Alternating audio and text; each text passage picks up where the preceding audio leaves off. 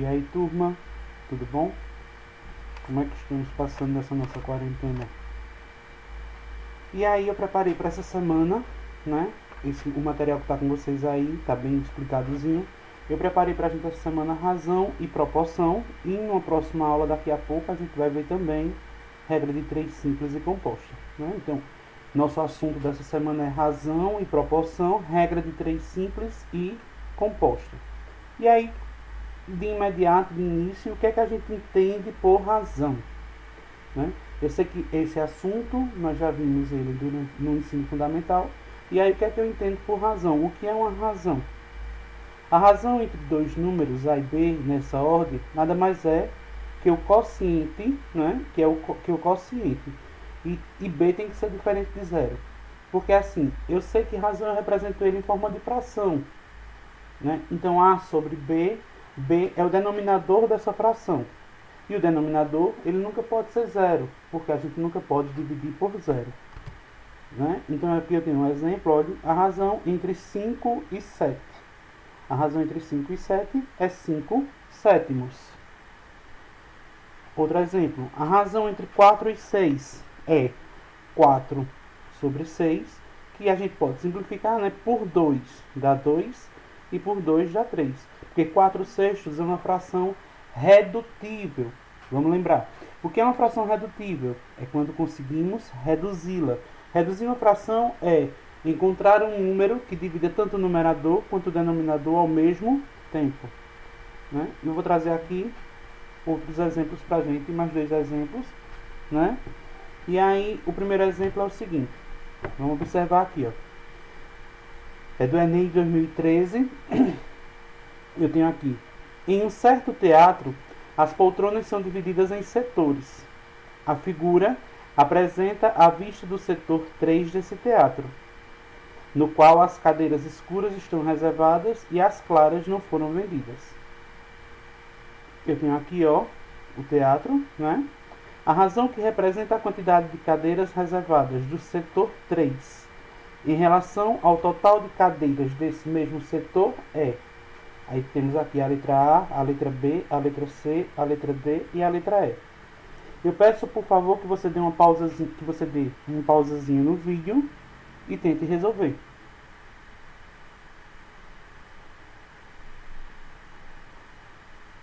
E aí, vamos lá na solução. A razão é dada pela parte de um todo. A parte são as 17 poltronas e o todo são as 70 poltronas, certo? Então, a gente temos aqui, ó, eu tenho 1, 2, 3, 4, 5, 6, 7. 7 cadeiras, 1, 2, 3, 4, 5, 6, 7, 8, 9, 10. 7 vezes 10, 70. No total, 70 cadeiras, né? E reservada, nós temos 17, né? Então eu tenho 1, 2, 3, 4, 5, 6, 7, 8, 9, 10, 11, 12, 13, 14, 15, 16, 17. Então essa razão é 17, porque eu quero a razão que representa a quantidade de cadeiras reservadas, que foram 17, do setor 3, em relação ao total de cadeiras desse mesmo setor. Então a nossa resposta correta é a letra A, 17, 70 avos. Vamos para mais uma questão. Uma loja de móveis fez o balanço da quantidade de sofás que foram vendidos. A razão entre o número total de sofás e o número de sofás vendidos foi de 8 para 5. Sabendo que na loja foram vendidos 10 sofás, calcule a quantidade desse sofá. Já coloquei essa questão para que a gente possa entender aqui que a gente vai começar a abordar agora a proporção, que é o nosso próximo conteúdo. Eu vou precisar usar aqui, olha, um pouquinho de proporção. Como eu sei que esse assunto nós já abordamos, vocês já abordaram em anos anteriores, eu coloquei. Vê. Para resolver essa questão, usaremos os conhecimentos relacionados à proporção, que é uma igualdade entre razões. Já estou adiantando para você o que é uma proporção. Uma proporção é a igualdade entre razões, né? Então, eu digo que é uma proporção quando as razões elas são iguais. Note que 8 para 5 é uma razão, né? Em que o numerador é 8 e o denominador é 5.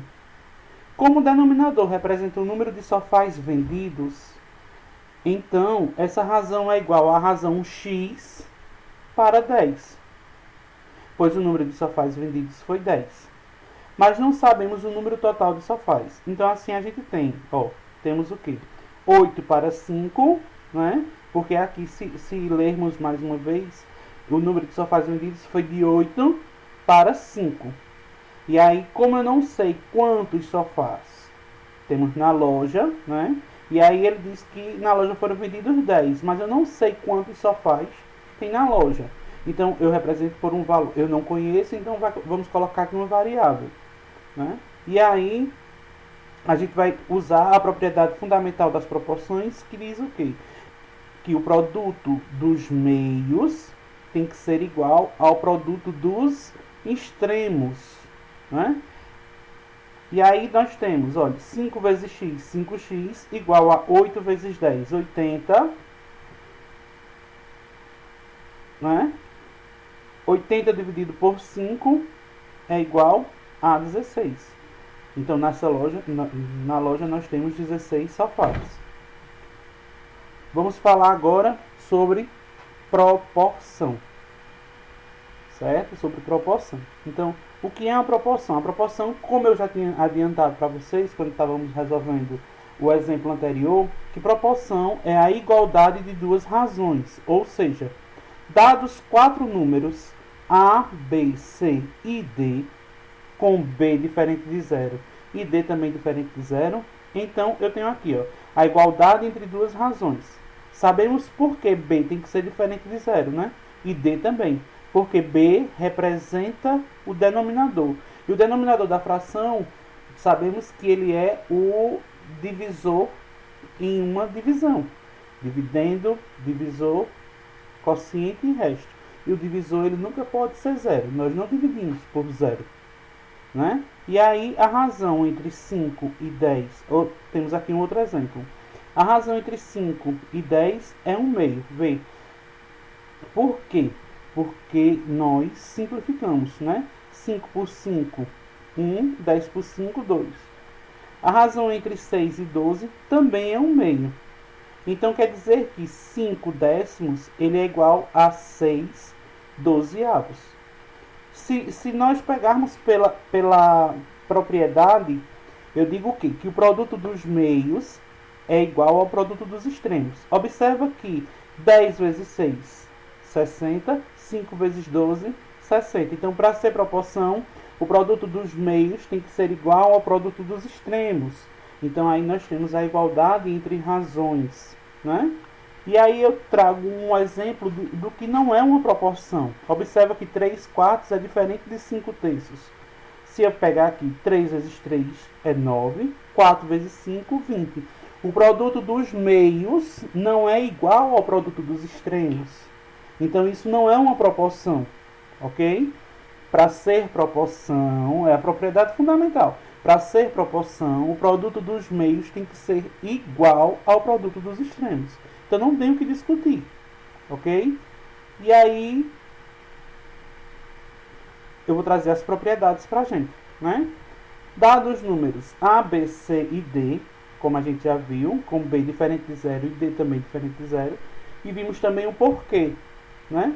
Porque B e D, nesse caso aqui, estão representando os denominadores dessas frações, né? Da igualdade aqui dessas frações, e aí sabemos que o traço da fração indica uma divisão, né? Se o traço da fração indica uma divisão, o B e o D não dividimos por 0. Então, eles têm que ser números diferentes de 0. E aí eu trago a primeira propriedade aqui, quando A vezes D é igual a B vezes C. A segunda propriedade é a propriedade da soma. Aqui temos outra propriedade, certo? E aqui temos essa propriedade quando A vezes B tiver o mesmo sinal de C vezes D. Então tem essas 1, 2, 3, 4 propriedades, né? Vamos acompanhar alguns exemplos. Observe o primeiro exemplo. Para cada 2 automóveis que vende, Carlos ganha R$ 200 de comissão. quanto ele recebeu de comissão no mês que vendeu 15 automóveis. Primeiro de tudo, temos que interpretar a questão. Vê, para cada 2 automóveis que vende, Carlos ganha R$200 de comissão. Quanto ele recebeu de comissão no mês que ele vendeu 15 automóveis? Vê que nós vamos ter que trabalhar com um valor que eu não conheço. Vê, para cada 2 automóveis que ele vende, ele ganha R$200. Olha a primeira razão aí, porque proporcionando a igualdade entre razões. Então, para cada 2 automóveis que ele vende, ele ganha R$200. Ele vendeu 15 automóveis. Quanto ele ganhou? Eu não sei, né? Então, para isso, vamos fazer o quê? Produto dos meios igual ao produto dos extremos. Eu tenho que 2 vezes x é igual a 2x. E 200 vezes 15 dá 3.000. Logo, 3.000 dividido por 2, é claro que dá 1.500. Logo, Carlos ganhou 1.500 de comissão pela venda dos 15 automóveis. Super fácil, né? Vamos para o segundo exemplo. Um relógio atrasa 5 minutos a cada 8 horas. Quanto tempo ele atrasará em 4 dias? Observe que eu falei aqui em minutos, aqui eu falei em horas e aqui eu falei em dias, né? Eu trago três diferentes, né? Então eu tenho que organizar aqui, ó, 8 horas, né? Para deixar todo mundo igualzinho. Então 8 horas é igual a 480 minutos, ok? Então eu não vou mais usar no problema 8 horas, eu vou usar 480. 4 dias, que é igual a 4 vezes 24, transformei em horas, né? Dá 96 horas, ou seja, 4 dias é igual a 96 horas. E essas 96 horas transformadas em minutos dá 5.760 minutos. Então, observe que agora tudo está com minutos. Aquilo que era 5 minutos permanece 5 minutos. As 8 horas viraram 480 minutos. E os 4 dias viraram 5.760 minutos. Vê a nossa proporção aqui, né? Então, a cada 5 minutos, ele atrasa 8 horas. Um relógio atrasa 5 minutos a cada 8 horas, perdão. Que agora são 480. Quanto tempo ele atrasará em 4 dias? Eu não sei o tempo. Vê, eu sei que a cada 5 minutos, ele atrasa 5 minutos a cada 8 horas, que dá 480.